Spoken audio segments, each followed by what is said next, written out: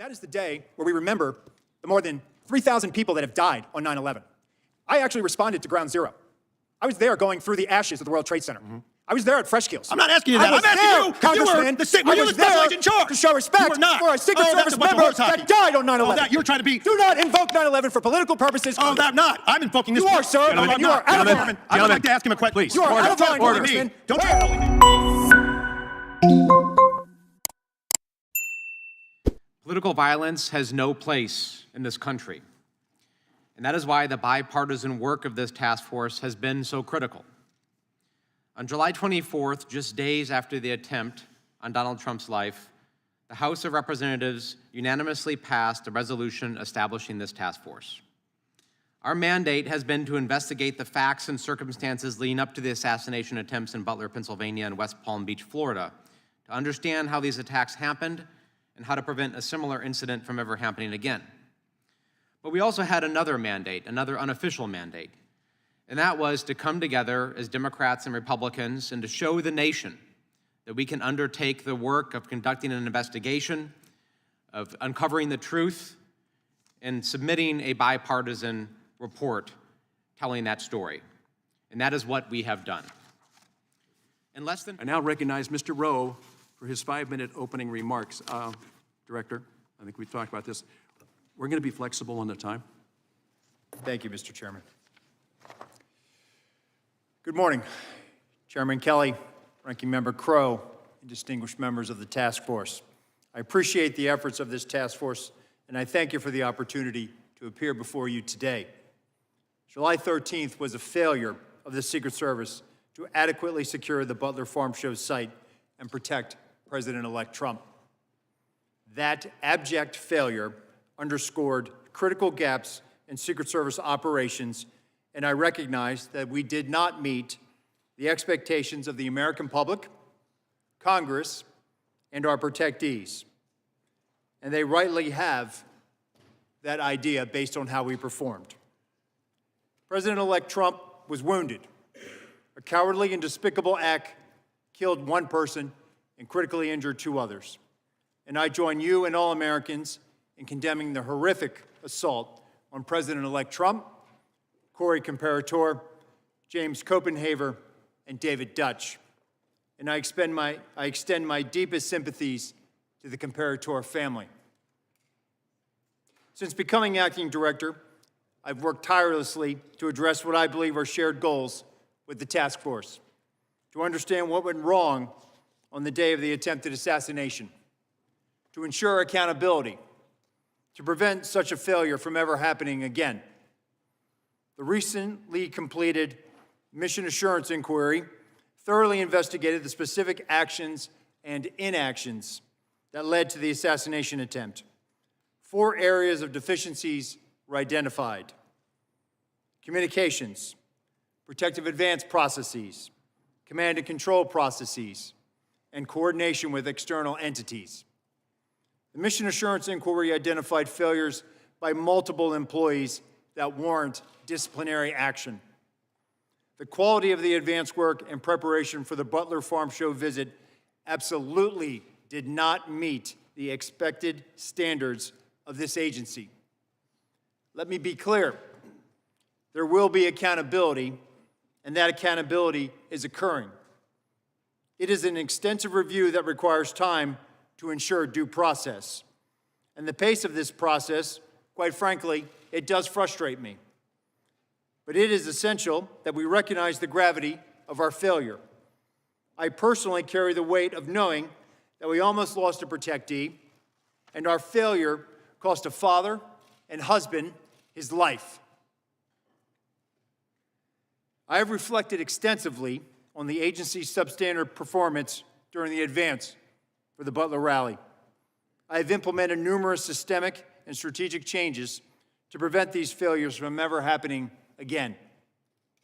It has been my singular focus to bring much-needed reform to the Secret Service, to be an agent of change, to challenge previous assumptions, and while doing so, also ensuring that the brave men and women of the Secret Service have the resources, leadership, and assets that they need to be successful in carrying out our protective mission.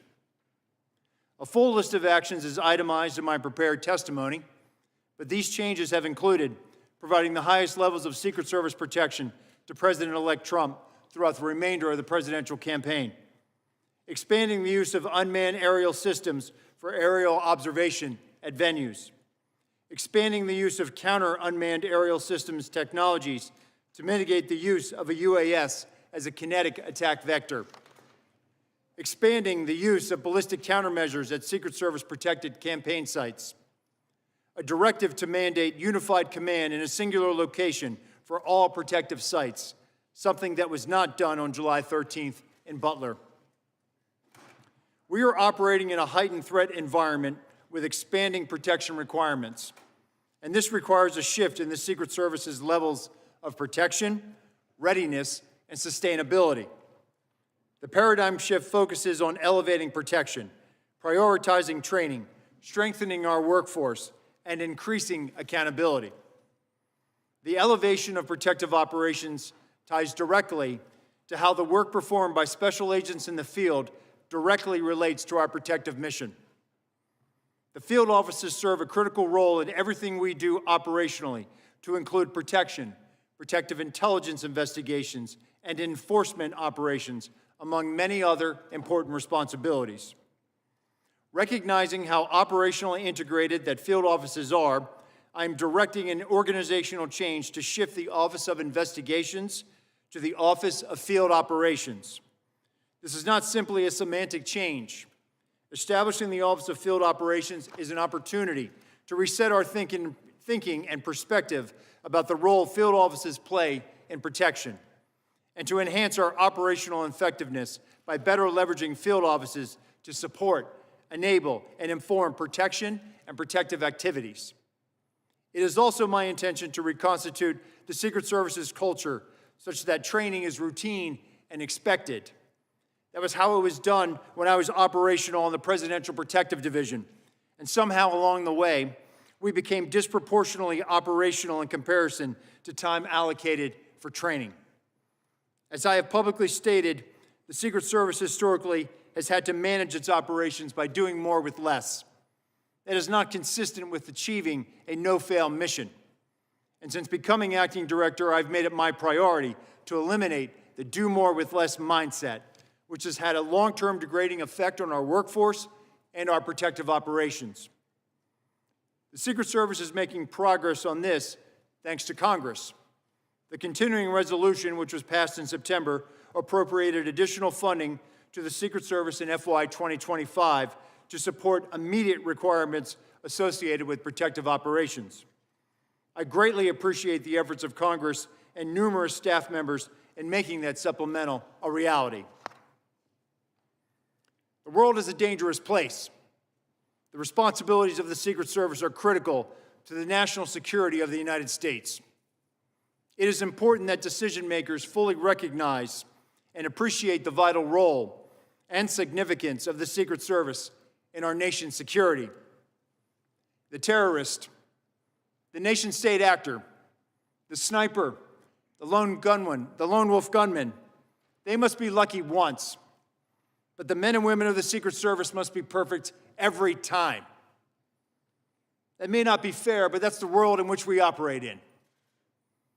Thankfully, Congress has responded to the immediate challenges facing the Secret Service, and for that we are grateful. Our agency is not defined by one failure, but by our ability to learn from mistakes, to hold ourselves accountable, then learn, evolve, and continue striving for excellence. After the failure of July 13th, the dedicated men and women of the Secret Service rose to the occasion. In the face of immense pressure and adversity, they answered a call to duty with unwavering resolve. And I want to express my gratitude for the extraordinary dedication and hard work of our special agents, uniformed division officers, mission support personnel. They all persevered when the demands of the mission surpassed anything they or their families have ever been asked to take on. Their commitment to the mission, even under such challenging circumstances, is nothing short of inspiring. I am truly honored to serve alongside such a remarkable group of individuals. Mr. Chairman, I will submit the remainder of my statement for the record, and I look forward to answering the questions of this committee. Thank you. Thank you. Thank you, Mr. Ivey. Now we recognize Mr. Fallon from Texas.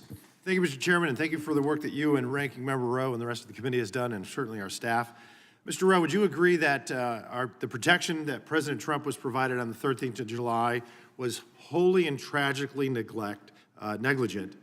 The site plan was abysmal to the point of derelict.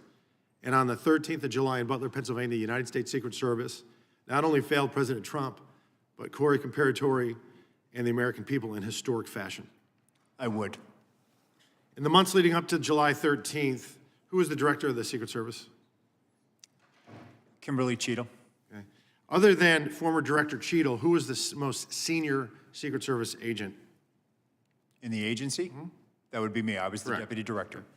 In the months leading up to the July of 24, were you made aware of highly credible intelligence that a serious and grave threat to President Trump's life from an adversarial nation state? There was a very serious threat.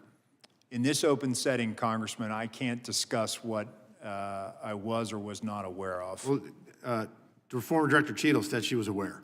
So I would imagine, by extension, you were aware. You said in open session that. I would point to Director Cheadle's. All right, so you were aware. So we have a unique circumstance here because we had a former president of the United States who is the leading candidate at that time to be the next president of the United States, and he will be now that we know. And he was being threatened by a foreign nefarious nation state because of actions he took while he was president of the United States. Very unique circumstances. So being that you were aware of these unique circumstances, did President Trump, was he provided a security detail akin to what a sitting president would receive? At that time. At that time, he was not. he was not. Would you agree that if there was a counter-surveillance unit there in Butler on the 13th, he would have been safer? I think if there was a counter-surveillance unit advanced that was on the ground, it could have aided the advance team in identifying the AGR. So he would have been safer? President Trump yes, would have been safer? Yeah, okay. I don't think this would have even occurred, but be that as it may, did the president's detail request a CSU, to your knowledge? I'm not aware of a request for CSU. Now, was the threat from the nefarious nation state disseminated to agents in the field and in the protective details? I'm just pausing, Congressman, because I'm trying to walk a tightrope here in an open setting. What I can tell you is that the Secret Service provided assets on that day for a particular. What I can tell you, sir, is that the folks that are whistleblowing and informing some members of Congress say that they were not aware of this threat. And that's what I'm getting at with being proactive and showing leadership is we know for a fact that there was no CSU in Butler. Was there a full CAT team there? There was not. No. A full CAT team, 6 members, and there were 2 there. So you knew of the threat. You didn't disseminate to the field and the protective details. You didn't. President Trump didn't have a protection that was akin to a sitting president. He didn't have the CSU. He had only the third of the CAT team. So that's that kind of ineptitude and inaction and complacency and neglect that really, quite frankly, is as telling as it is chilling. And had it not been for a very blessed, fortuitous and a happenstance of a perfectly timed turn of a head, President Trump would have lost his life that day. Now, this is another thing that concerns me. We report to our constituents. And instead of really, after this happened, did you go the next day to Butler, Pennsylvania on the 14th of July? I did not. Okay. Did you go that week? I did not. The FBI held that site secure for 5 days as an active crime scene, and they released it back to the owners on the 18th, and you did not visit. And when did you finally visit the site?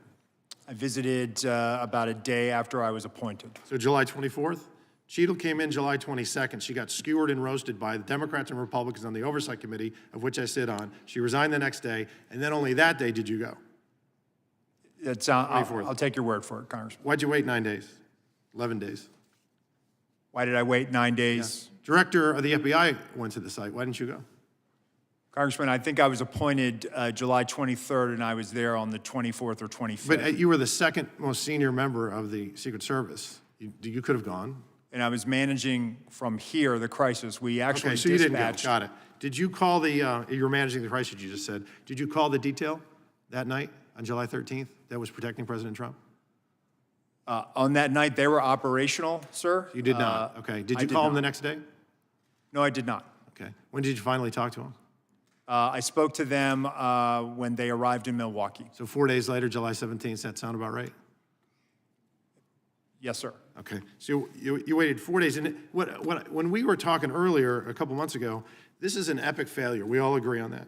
And instead of really focusing on the egregious errors and correcting the incompetence and improving the doctrine and changing the culture, there was a massive appropriations request. We know that you have 8,000 employees. We know that they have a $3.1 billion budget, and you asked for $2 billion additional dollars. What sticks in our craw is when we report to our constituents, we have to say, hey, this federal agency failed epically, and then they wanted to almost double their budget. How much would it have cost to put somebody on that water tower? How much would it have cost to have drones that were actually functioning that day? How much would it have cost to have an ether cable to where your anti-drone technology would have worked? How much would it have costed in a walkthrough with local law enforcement to secure the AGR site, or put cameras on that roof, or put agents on that roof, or have your snipers have iPads, or have one command post instead of two, or cordon off the damn AGR complex, 17 acres? That would have cost $2 billion, and in fact, with caution tape, signs, posts, and stakes, it would have run about $410 because we ran through it. Let's add another zero. Say it's $4 grand. It's not $2 billion. So I got another question for you. Do you recognize this photo?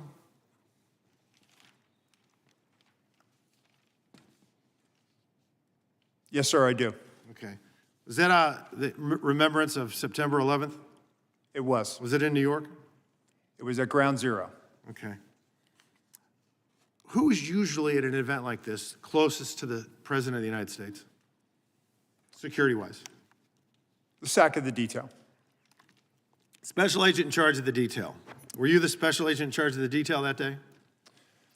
Actually, let me address this. Could you please, staff, leave that? Oh, no, leave that one up with the putting it circle up. around me. Thank you. So actually, Congressman, what you're not seeing is the sack of the detail out of the picture's view. And that is the day where we remember the more than 3,000 people that have died on 9/11. I actually responded to Ground Zero. I was there going through the ashes of the World Trade Center. I was there at Fresh Kills. I'm not asking you that. I was I'm asking there, you if Congressman. were you the special agent in charge? To show respect You were not. for a Secret that's Service a bunch of member horse hockey. that died on 9/11. Oh, that you were trying to be. Do not invoke 9/11 for political purposes. Oh, that I'm not. I'm invoking this. You are, sir. Gentlemen, and you are out of line. I would like to ask him a question. Please. You are Order. out of line, Congressman. Don't Way try out to of bully line. me. I am an elected member of Congress, and I'm asking you a serious question, and you are I playing am a public politics. servant who has served this nation and You spent won't answer time the question. on our country's darkest Mr. day. Chairman, Committee you will not come answer- Do not to order. politicize it. Committee will come to order. I'm asking you serious questions for the American people, and they're very simple. They're not trick questions. Were you the special agent in charge that No, day? I wasn't. I was there representing Mr. the Chairman, United I'm States just asking Secret you yes or Service, no. sir. Mr. Fallon, your and time's did not expired. affect protective Fallon, You know operations. why you were time's there? expired. Because you wanted to be visible, because you are auditioning for this I was job there to that pay you're not gonna respect for a get fallen till member of January this 20th. agency. You endangered You are President out of Biden's line, life, Congressman. Vice You President are out of Harris's line. life, because you put those agents out of position. Mr. Did you have a Chairman. radio with Mr. you? Fallon, Did your you wear a time vest? has Did you have a expired. weapon? Mr. I No. Chairman. did, sir, and you are out of line. Mr. Chairman, Mr. Chairman, Mr. Chairman, Yes, sir. please. All right. And we are back You're in a order bully. now. We are back in order now. Thank you. Mr. Moskowitz, you are now recognized for 5 minutes. Okay,